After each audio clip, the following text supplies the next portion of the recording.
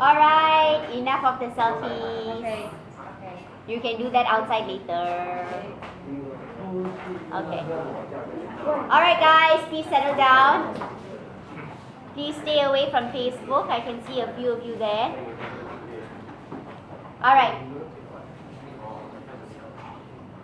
Whenever you're ready, guys. A very good morning to our honorable lecturer, Ms. Cassandra, and my fellow friends.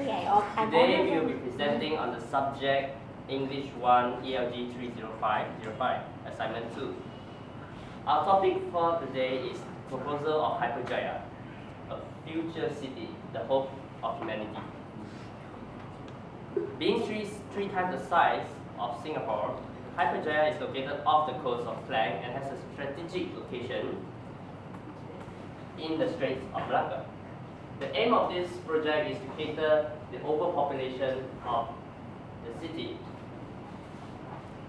while also maintaining the balance of nature. The subtopics of today's presentation includes green building, tourism and hospitality, security, transport, energy management and disaster relief, and water and waste management. I'll pass the time to Ned. So the first element of our implementation in Hyperjaya is green buildings. Green buildings are structures that are both environmentally friendly and functionable. So these are important because they introduce and encourage a sustainable style of life in our daily routine. With this in mind, Hyperjaya would include green buildings that have new and unique features such as eco-energy usage, green promotion, and atmospheric benefits. With our population growing so rapidly, we consume copious amounts of energy, but at Mother Nature's expense. In light of this, green buildings of Hyperjaya would run on more eco-friendly terms of energy. These include installation of solar power panels, ambient tubular sunlight, light scoops, sunlight atriums, and PL lamps to support the high demand and usage without damaging our natural environment in the process. As a result, the electricity generated on site would be more independent and self-sufficient. Other than the ability to be more pro-eco in use of energy, green buildings will also comprise of elevated parks, rooftop gardens, and agricultural planting areas in order to promote a more green living lifestyle. Design-wise, green buildings featured in Hyperjaya have a maximized daylight panorama, thus increasing human relation to our environment. I'll pass it on to Glenn. Besides that, in the modern era of infrastructure, the tourism and hospitality of the city will still be preserved through, for example, museums and services like hotels and resorts to bring in more tourists. Public services will also be improved using special apps which are phone on the phone that to inform the city council about the happenings of the city and the damages caused to the infrastructure. And for that, the tourism and hospitality will be maintained throughout the city. I'll pass the time.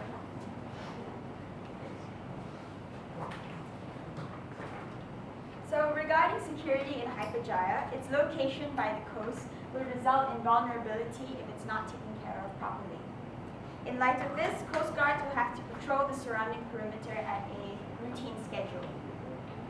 To prevent rising crime, CCTV monitoring cameras will be installed rhythmically throughout the streetscape of Hyperjaya. This enables constant supervision by the state security control team. Citizens will also be introduced to a new cybersecurity version of our era. This includes face and retina recognition. So because it's scattered between the precincts, our security control systems will be able to prevent trespassers and unwanted guests from entering areas that are restricted to only authorized personnel. As Hyperjaya is a relatively large area, the amount of traffic intake and outtake is expected to be quite high. In order to maintain control, screenings will have to occur for the vehicles both entering and leaving Hyperjaya in order to weed out any suspicious vehicles. I'll pass it to Joe. Okay, next, the transportation of people in the city. As a mega metropolitan, Hyperjaya must have an efficient and well-planned transportation system. As you can see here, it's quite futuristic. Okay, mass public transport will be implemented in Hyperjaya, which includes bus routes, metro lines, and bullet trains. Well,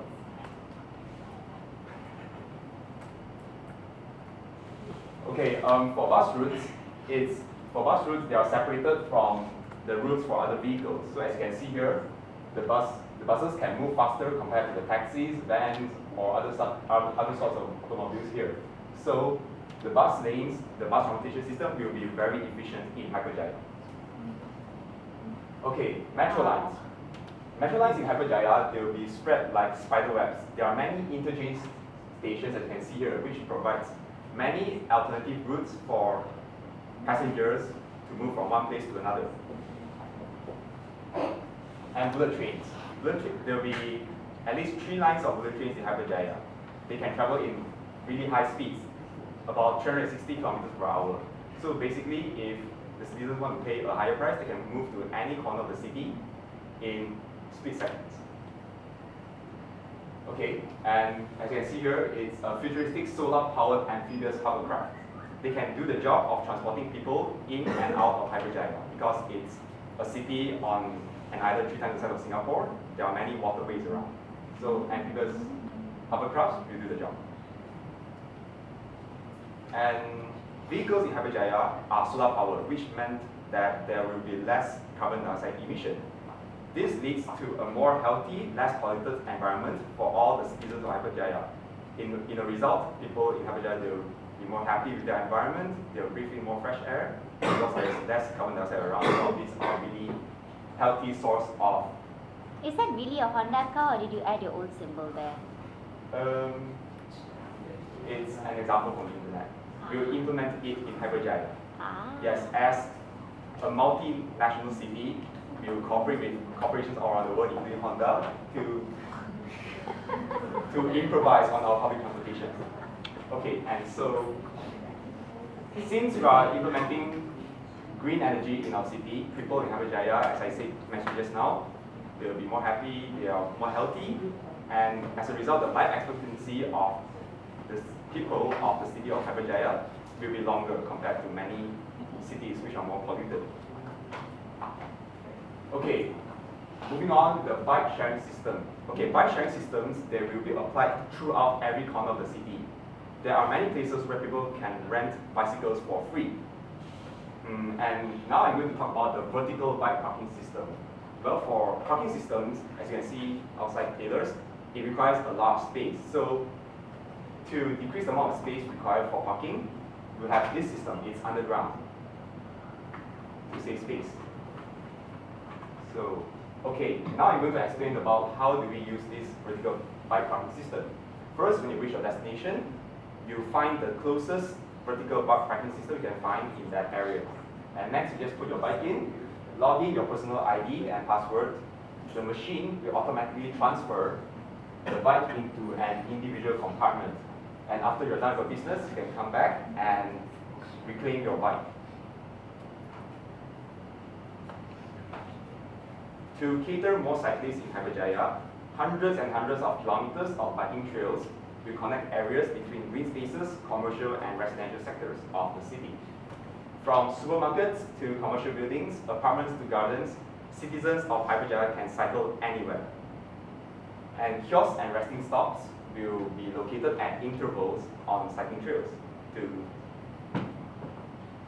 give the cyclists a more pleasant experience of it. Okay, in Hyperjaya, people can also call smart taxis whenever needed. Just by clicking on an app in a smartphone, the system will use the GPS the global positioning system to detect your location, and in split seconds, a taxi will be sent to your area as soon as possible.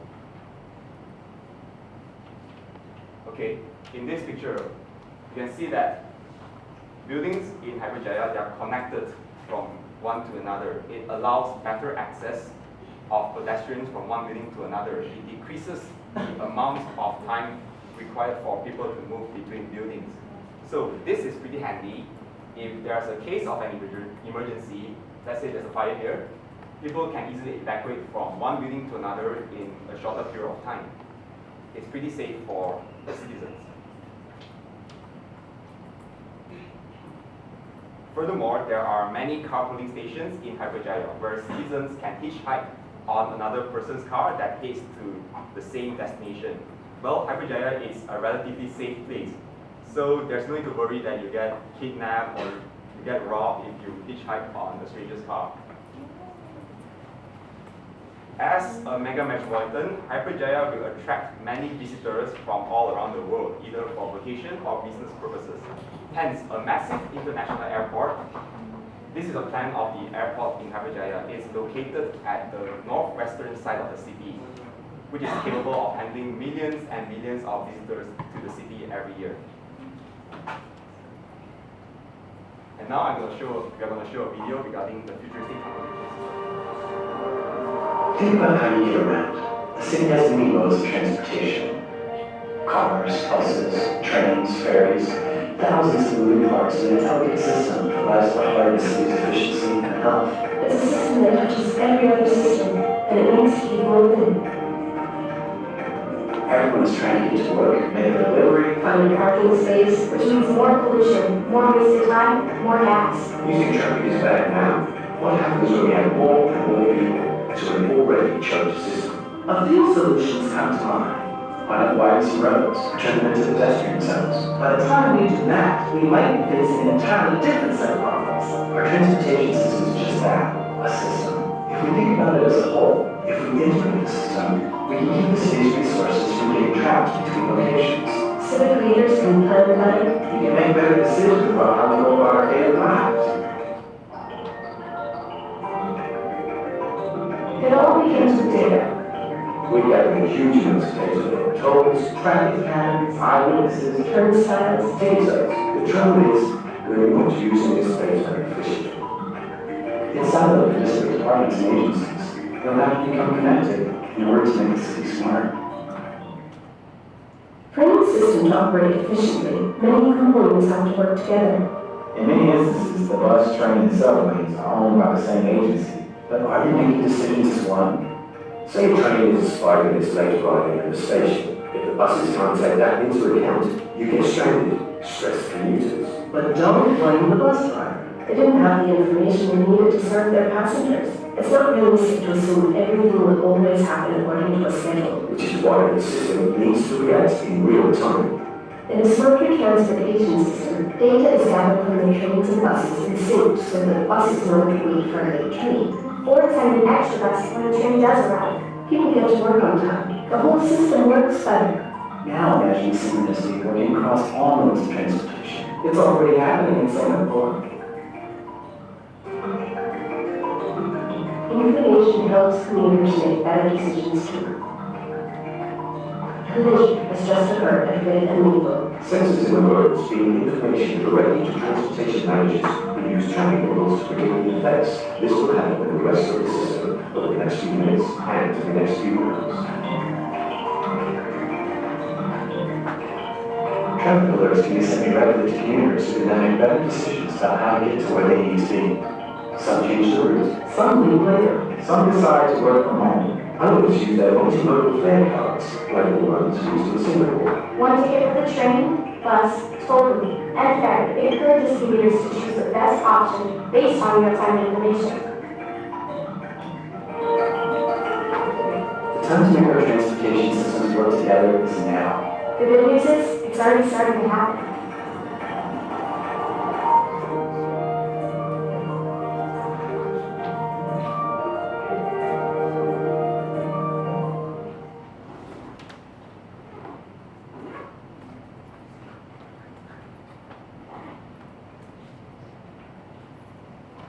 complicated city like Hyperjaya, a suitable yet sustainable energy management system is important. So, in this context, smart electricity grids will be installed throughout the city. These grids can adjust incoming current supply according to the current electricity usage. This helps to decrease the possible wastage of electricity.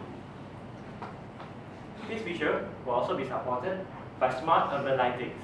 These street lamps located in the city can adjust its clarity according to the density of population in a particular area. Power generation by wind and water will also be largely applied. As you know, Hyperjaya is surrounded by the Malacca Strait. The seawater can be used to generate electricity using turbines. Same goes to wind energy, as sea breeze and land breeze are a good source of moving air for power generation. Solar panel roadways will be a main feature in Hyperjaya. These super strong panels will replace the roads of tarmac and asphalt, and they will generate electricity during the day using sunlight. Also, they can light up into anything required during the night because they are equipped with LEDs. When disaster strikes, a large city like Hyperjaya needs a sophisticated evacuation system, as you do not want the public to go out of control during a crisis. In this case,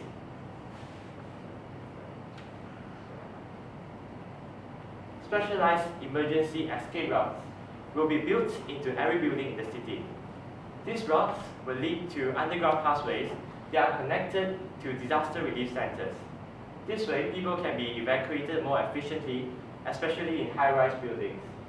Food, clothing, and basic necessities are also transported to disaster relief centers through these routes.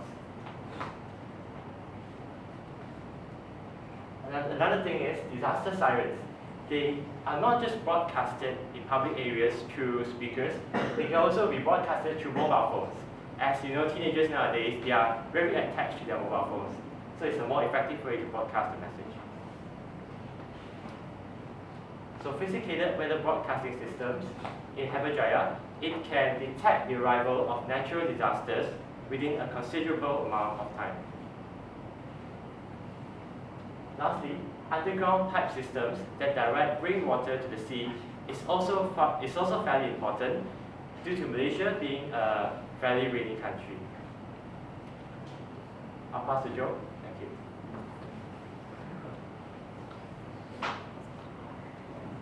Okay, moving on, we will talk about the water and waste management systems of Hyperjaya.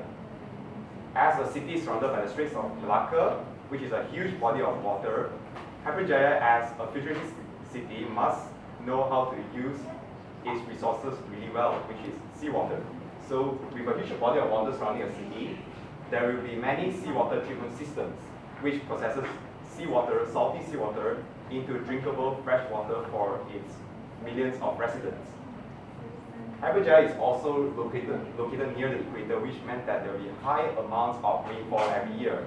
Hence, there are many, for each housing area, there will be rainwater collecting and filtering systems, which fully utilizes rainwater.